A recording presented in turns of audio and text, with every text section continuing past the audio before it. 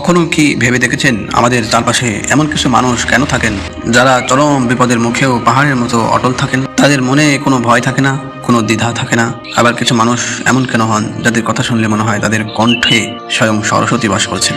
তারা যা বলেন মানুষের মনে তা সরাসরি গেঁথে যায়। অন্যদিকে আমাদের মধ্যে সিংহ ভাগ মানুষ কেন সারা জীবন শুধু খাওয়া, ঘুমানো আর জাগতিক চিন্তার এক অন্তহীন গোলক ধাঁধায় বন্দি থেকে জীবন শেষ করে দেন? এর পিছনে কি কোনো গোপন রহস্য লুকিয়ে আছে, নাকি এটি সম্পূর্ণ কোনো অলৌকিক ক্ষমতা? আজকের এই ভিডিওতে আমরা এমন এক প্রাচীন এবং গভীর বিজ্ঞান নিয়ে কথা বলবো যা আপনার ভিতরের সমস্ত সুপ্ত শক্তিকে জাগিয়ে তুলতে পারে। আমাদের এই মানব শরীর কেবল রক্ত আর মাংসের দলা নয়, এটি হলো এক পরম শক্তির আধার। আমাদের মেরুদণ্ডের ভিতরে এমন 7টি শক্তির কেন্দ্র লুকিয়ে রয়েছে যেগুলো যদি আপনি একবার সক্রিয় বা জাগ্রত করতে পারেন তবে আপনি সাধারণ মানুষের গণ্ডি পেরিয়ে এক অনন্য উচ্চতায় পৌঁছাতে পারবেন। আপনি প্রকৃতির নিয়মগুলোকে বুঝতে পারবেন এবং নিজের জীবনের পূর্ণ নিয়ন্ত্রণ নিজের হাতে নিতে পারবেন। তাই আজকের এই আলোচনাটি অত্যন্ত মনোযোগ দিয়ে শেষ পর্যন্ত শুনুন, কারণ এটি আপনার জীবনের মোড় ঘুরিয়ে দিতে পারে। আসল মূল বিষয়ে যাওয়ার আগে একটি ছোট্ট বাস্তব ঘটনা বা গল্প দিয়ে শুরু করি, যা আমাদের এই শক্তি কেন্দ্রগুলোর গুরুত্ব বুঝতে সাহায্য করবে। এক গ্রামে এক চতুর কাঠুরিয়া বাস করত। সে প্রতিদিন জঙ্গলে যেত, কাঠ কাটত এবং তা বাজারে বিক্রি করে কোনো মতে নিজের সংসার চালাতো। তার জীবন কেটে যাচ্ছিল অত্যন্ত সাধারণ এবং অভাবের মধ্যে দিয়ে। একদিন বনের গভীরে কাঠ কাটার সময় এক সাধুর সঙ্গে তার দেখা হয়। কাঠুরিয়াকে ক্লান্ত এবং উদাসীন দেখে সাধু তাকে বললেন, হে যুবক, তুমি সারা জীবন এই বনের শুরুতেই কেন কাঠ কেটে যাচ্ছ? একটু এগিয়ে যাও, সামনে তোমার জন্য অনেক বড় উপহার অপেক্ষা করছে। কাঠুরিয়া সাধুর কথা শুনে বনের আরো একটি গভীরে গেল। সেখানে গিয়ে দেখলো সে এক বিশাল চন্দন কাঠের বাগান। সে অত্যন্ত আনন্দিত হলো। দামি চন্দন কাঠ বাজারে বিক্রি করে তার দরিদ্র দূর হলো। কিছুদিন পর তার মনে হলো সাধু তো তাকে শুধু চন্দন কাঠের কথা বলেনি, বলেছিলেন আরো সামনে এগিয়ে যেতে। সে আবার বনের আরো গভীরে গেল এবং সেখানে আবিষ্কার করলো একটি তামার খনি। তার ভাগ্য আরো বদলে গেল, কিন্তু সে সেখানেই থেমে থাকলো না। সে আরো সামনে এগিয়ে গেল এবং একে একে রূপা, সোনা, হীরের খনি খুঁজে পেল। চন্দন কাঠ থেকে শুরু করে হীরের খনি পর্যন্ত এই যে যাত্রা, এটা কিন্তু বাইরের কোনো জঙ্গলের যাত্রা নয়, এটি আসলে আমাদের শরীরের ভিতরে লুকিয়ে থাকা 7টি চক্রের যাত্রা। আমরা বেশিরভাগ মানুষ বনের শুরুতেই, অর্থাৎ একদম প্রথম চক্রেই আমাদের পুরো জীবনটা কাটিয়ে দিই। ভিতরের হীরার খনি পর্যন্ত পৌঁছানোর চেষ্টাই করি না। আমাদের এই শরীরে প্রধানত 114টি শক্তির কেন্দ্র বা 114টি শক্তির কেন্দ্র রয়েছে, যার মধ্যে 7টি চক্রকে সবচেয়ে প্রধান করা হয়। এই চক্রগুলো যখন সুপ্ত থাকে তখন আমাদের চেতনাও ঘুমিয়ে থাকে। আসুন একে একে এই 7টি চক্রের রহস্য, তাদের বীজ, মন্ত্র এবং তাদের জাগিয়ে তোলার উপায়গুলো সহজভাবে জেনে নিই। আমাদের প্রথম চক্রটির নাম হলো মূলাধার চক্র। এটি আমাদের মেরুদণ্ডের একদম শেষ প্রান্তে, মূলাধার এবং লিঙ্গমূলের মধ্যবর্তী স্থানে অবস্থিত। 4 পাপড়ি বিশিষ্ট এই চক্রটি আমাদের জীবনের স্থায়িত্ব, নিরাপত্তা এবং বেঁচে থাকার মৌলিক চাহিদার প্রতীক। আপনি যদি মাটির দিকে তাকান, একটি বিশাল মেহেরু বড় গাছের কথা চিন্তা করুন। তার বীজটি যদি মাটির গভীরে শক্তভাবে শিকড় ছড়াতে না পারে তবে সামান্য ঝড়েই গাছটি উপরে পড়ে যাবে। আমাদের জীবনেও এই মূলাধার চক্রটি হলো সেই শিকড়। প্রায় 99.9% মানুষের চেতনা এই চক্রেই আটকে থাকে। যাদের জীবন কেবল খাওয়া, ঘুমানো এবং শারীরিক ভোগের মধ্যেই সীমাবদ্ধ, তাদের সমস্ত শক্তি এখানে এসে স্থবির হয়ে পড়ে। এই চক্রের বীজ মন্ত্র হলো লং। এটিকে জাগ্রত করতে হলে আপনাকে পশুর মতো জীবনযাপন ত্যাগ করে সচেতন হতে হবে। নিয়মিত সোজা হয়ে বসে এই চক্রের স্থানে মনোযোগ দিতে হবে এবং পাশাপাশি তাড়াসন, বীরভদ্রাসন এবং বৃক্ষাসনের মতো যোগব্যায়াম এবং কপালভাতি ও ভস্ত্রিকা প্রাণায়াম করলে এই চক্র সক্রিয় হয়।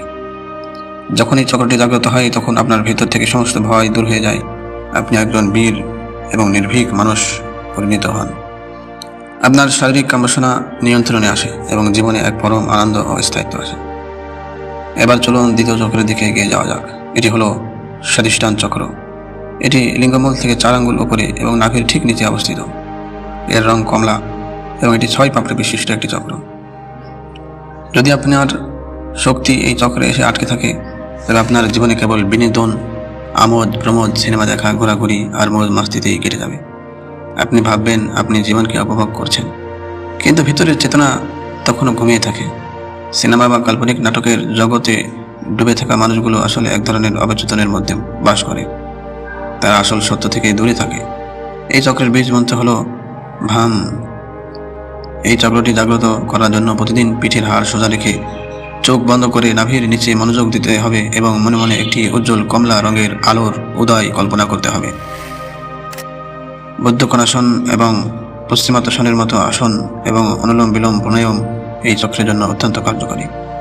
প্রতিদিন 20 থেকে 25 মিনিট এই সাধনা করলে আপনার ভিতরের নিষ্ঠুরতা, অহংকার, অলসতা এবং অবিশ্বাসের মতো বড় বড় দোষগুলো চিরতরে নষ্ট হয়ে যায়, যা আধ্যাত্মিক উন্নতির পথকে সুগম করে।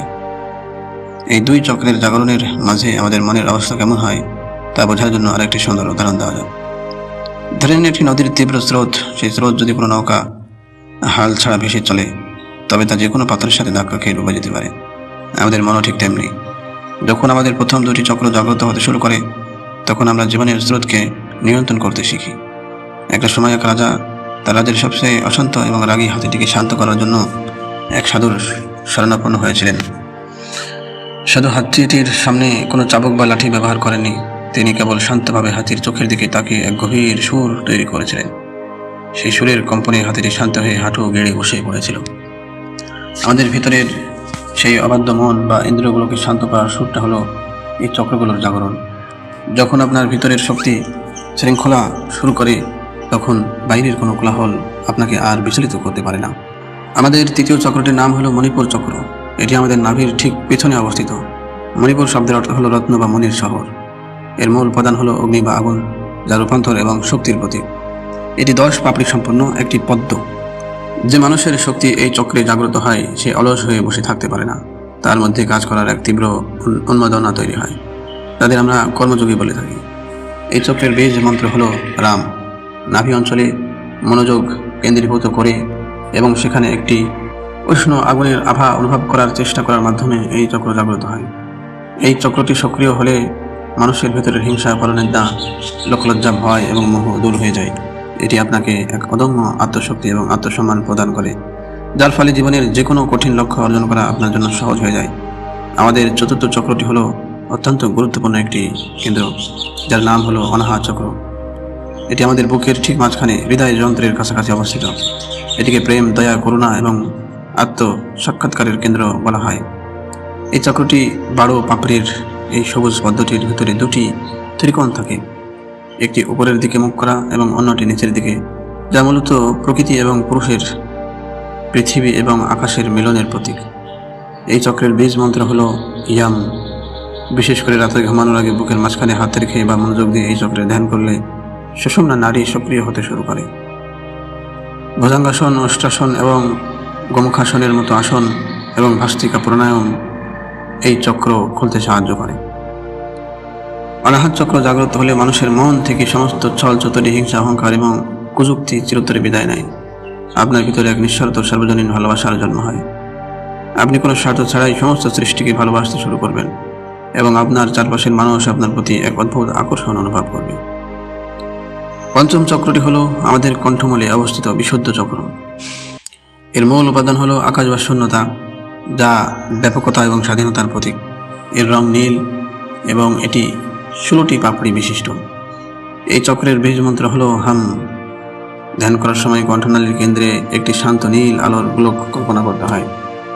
সর্বাঙ্গাসন, মৎস্যাসন এবং সিংহাসনের মতো আসন এবং ভ্রামারী প্রাণায়াম এই চক্রের শক্তিকে ঊর্ধ্বমুখী করে। বিশুদ্ধ চক্র জাগ্রত হলে মানুষের জ্ঞান এবং বচন ভঙ্গিতে এক অদ্ভুত পরিবর্তন আসে। আপনি আপনার ক্ষুধা ও তৃষ্ণাকে নিয়ন্ত্রণ করার ক্ষমতা অর্জন করতে পারবেন এবং আপনার কথা সমাজের বুকে এক গভীর প্রভাব ফেলতে শুরু করে। আমাদের ষষ্ঠ চক্রটি হলো আজ্ঞা চক্র, থার্ড আই চক্র, যা আমাদের 2 ভ্রুর মাঝখানে অবস্থিত। একে তৃতীয় নয়নও বলা হয়। আমাদের অন্তর্দৃষ্টি, দূরদর্শিতা এবং বুদ্ধিমত্তার মূল কেন্দ্র হলো এই আজ্ঞা চক্র। যে মানুষের শক্তি এখানে পৌঁছায় সে অত্যন্ত তীব্র বুদ্ধিসম্পন্ন এবং সংবেদনশীল হয়ে ওঠে। সে অনেক কিছু বুঝতে পেরেও শান্ত ও মৌন থাকতে শিখে। এই চক্রের বীজ মন্ত্র হলো ওম। 2 ভ্রুর মাঝখানে দৃষ্টি বা মনোযোগ স্থির করে সাক্ষী ভাব বা টাটক ধ্যান করার মাধ্যমে এই চক্র জাগ্রত হয়। নারী শোধন এবং ভ্রামারী প্রাণায়াম এই ক্ষেত্রে সবচেয়ে বেশি সাহায্য করে। আজ্ঞা চক্র জাগ্রত হলে একজন মানুষ সিদ্ধ পুরুষের মতো হয়ে ওঠেন।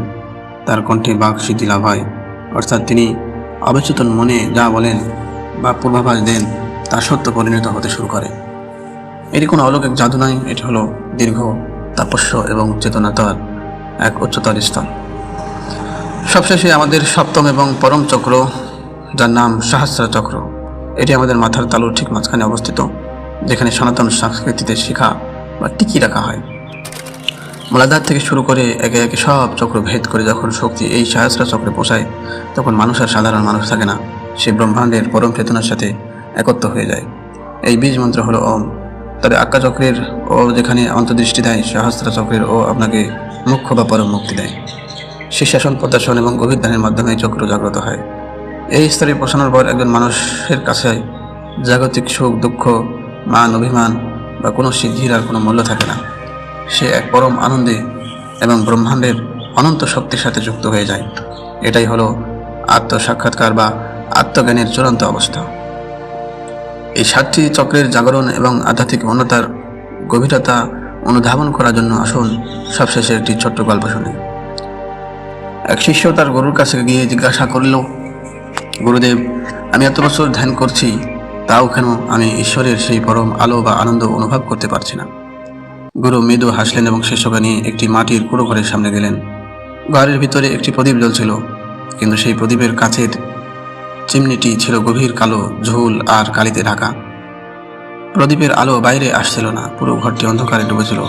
গুরু শিষ্যকে বললেন, প্রদীপটির ভিতরে তেলও আছে, সলতেও জ্বলছে, আলোও আছে, কিন্তু এই কালির আস্তরণের জন্য আলো বাইরে আসতে পারছে না। গুরু তখন একটি পরিষ্কার কাপড় দিয়ে সেই কাঁচের চিমনিটি আলতো করে মুছে দিলেন। সাথে সাথে পুরো ঘরটি আলোয় আলোকিত হয়ে উঠল। আমাদের অবস্থাও ঠিক এই প্রদীপটির মতো। আমাদের ভিতরে সেই পরম শক্তি, সেই আলো সবসময় উপস্থিত রয়েছে, কিন্তু আমাদের কাম, ক্রোধ, লোভ, অহংকার এবং জাগতিক মোহের কালির আস্তরণ আমাদের চক্রগুলোকে ঢেকে রেখেছে। চক্র জাগ্রত করার অর্থ নতুন কোনো শক্তি বাইরে থেকে আনা নয়, বরং আমাদের ভিতরে সেই জমে থাকা ময়লাগুলোকে পরিষ্কার করে আলোটাকে বাইরে আসতে দেওয়া। তাই বন্ধু, এই শক্তির পথ যেমন সুন্দর, তেমনি এর কিছু অত্যন্ত জরুরি সতর্কতাও রয়েছে, যা আপনাকে অবশ্যই মেনে চলতে হবে। এই চক্র জাগরণের সাধনা কোনো ছেলে খেলা নয়।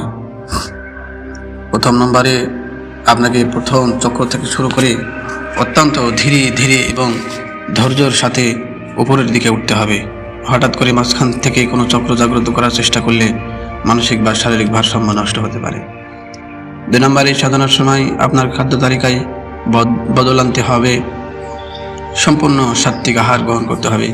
অতিরিক্ত টক, মিষ্টি, ঝাল, তৈলাক্ত খাবার, আমিষ এবং যে কোনো ধরনের নেশা জাতীয় দ্রব্য সম্পূর্ণ বর্জন করতে হবে। এই সংযমই আপনার শরীরকে শক্তির উপযুক্ত করে তুলবে। আপনার মন থেকে অতিরিক্ত রাগ, লোভ এবং অহংকার দূর করার চেষ্টা করতে হবে এবং ব্রহ্মচর্য পালন করতে হবে। 4 নম্বরে এবং সবচেয়ে গুরুত্বপূর্ণ বিষয় হলো, এই সমস্ত প্রক্রিয়া বা ধ্যান কোনো একজন অভিজ্ঞ এবং সদ্গুরুর প্রত্যক্ষ নির্দেশনায় করা উচিত, কারণ এটি আপনার কুণ্ডলিনী শক্তিকে জাগ্রত করে। আর গুরুর সঠিক গাইডেন্স ছাড়া এই পথে হাঁটলে বড় ধরনের মানসিক বা স্নায়বিক জটিলতা দেখা দিতে পারে। প্রকৃতির দিকে তাকালে আমরা দেখতে পাই, একটি কাঁচা ফলকে যদি জোর করে গাছ থেকে পেড়ে পাকানোর চেষ্টা করা হয়, তবে তার স্বাদ নষ্ট হয়ে যায়। কিন্তু ফলটি যখন গাছের রস পেয়ে ধীরে ধীরে নিজের নিয়মে পাকে, তখন তা মধুর হয়। আপনার ভিতরের শক্তিকেও প্রকৃতির এই নিয়মে ধীরে ধীরে বিকশিত হতে দিন। তাড়াহুড়া না করে প্রতিদিন অল্প অল্প করে সাধনা করুন। আপনার ভিতরের চন্দন কাঠ থেকে হীরার খনি আবিষ্কারের এই যাত্রা অবশ্যই সফল হয়ে যাবে। ভিডিওটা যদি ভালো লাগে, অবশ্যই আপনারা লাইক, কমেন্ট করে, সাবস্ক্রাইব করে সাথে থাকবেন এবং ভিডিওটা সম্পূর্ণ দেখার জন্য আপনাকে ধন্যবাদ।